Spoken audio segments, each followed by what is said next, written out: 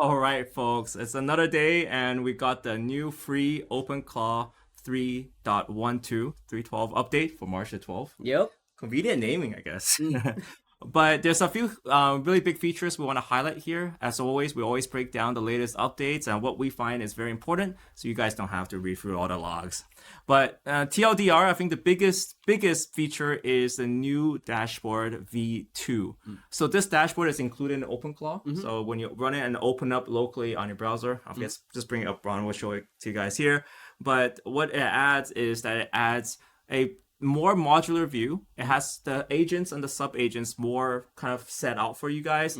And also there's a slight color palette shift. There's also a slight inline command, so you can actually add different commands to it. And there's one very important command that's related to the next feature here, which is fast mode. Yeah. So this one seems interesting because we have thinking mode and you can set the thinking mode to high. How is this different from fast mode? So fast mode, I would almost say it's like Uber search pricing, right? So you can set it. This mostly applies to OpenAI and Anthropic services right now. Okay. And when you set your priority to fast mode, you get your response as well faster.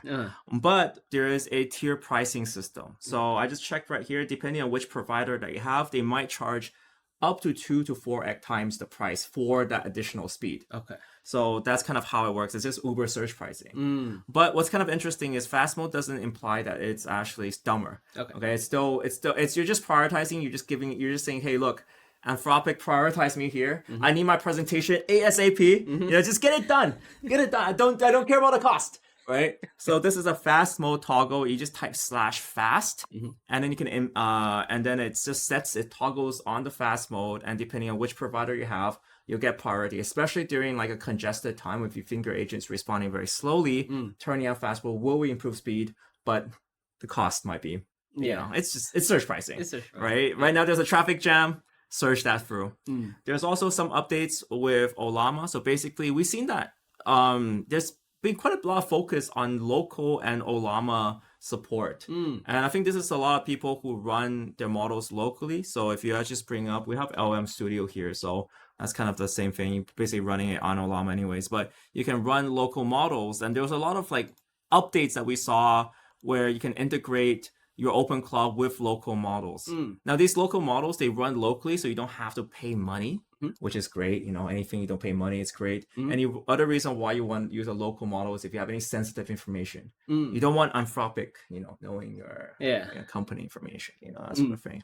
But they basically are doing a lot of upgrades. We've seen the last upgrade in 3.11. So just yesterday's update, they were doing onboarding, and we see that this is a direction that they're taking it, which is allowing for these local models to run a lot more smoothly.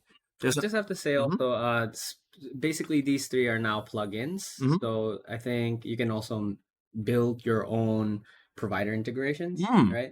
That's smart. Yeah. So they kind of moved it, like they kind of felt this was a better way to just implement the system. And then you can, if you're smart, you can say, hey, Claude, look at the plugin system and plug in your own local model. That will be kind of cool. So yet again, we just see that general direction, which is kind of interesting. Kubernetes support doesn't really apply to a lot of people. This is just really how you can apply and launch different agents. And so if you have a whole large agent teams and you need Kubernetes, then this is for the experienced developers. There's also a lot of security patches here. And kind of interestingly enough, security patches have been very aggressive recently because OpenClaw actually got a lot of heat in China. Recently, the government issued a notice, information department in the government issued a notice to say, hey, look, these things are not secure. And in many ways, this is frontier AI work, so we kind of know that already. But that being said, having security fixes are really important, and we have an upcoming video about China did ban OpenClaw kind of, and that's coming up on our channel very, very soon. So lastly, this is a security deep dive. This is I told my agent to go through the security and what they changed on here, and yes, there's quite a few changes. But one of them I can highlight a bit.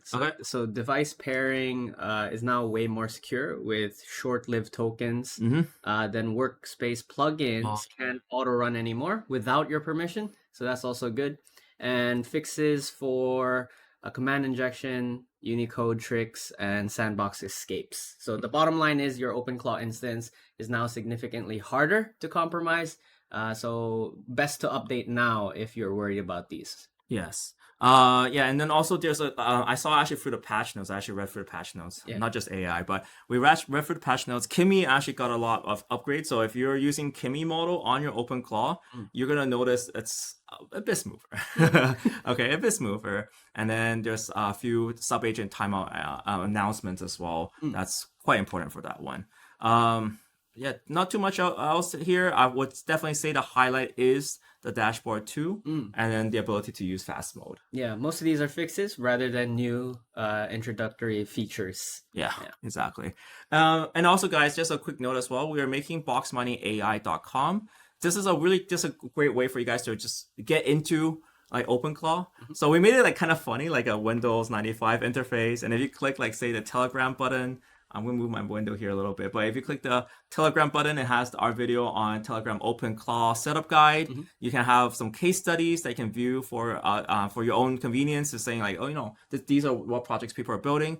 Right now, everything is offered for free. This is a great way to catalog our sites. And if you sign in right now, I know there's a slight bug with signing in, but if you sign in right now and get in, you get the founder status for free. And that means you get access to additional videos that eventually we'll likely charge for courses and stuff. So you get the founder pack for free. So that's it's all free for you guys right now. We just want to provide value for you guys.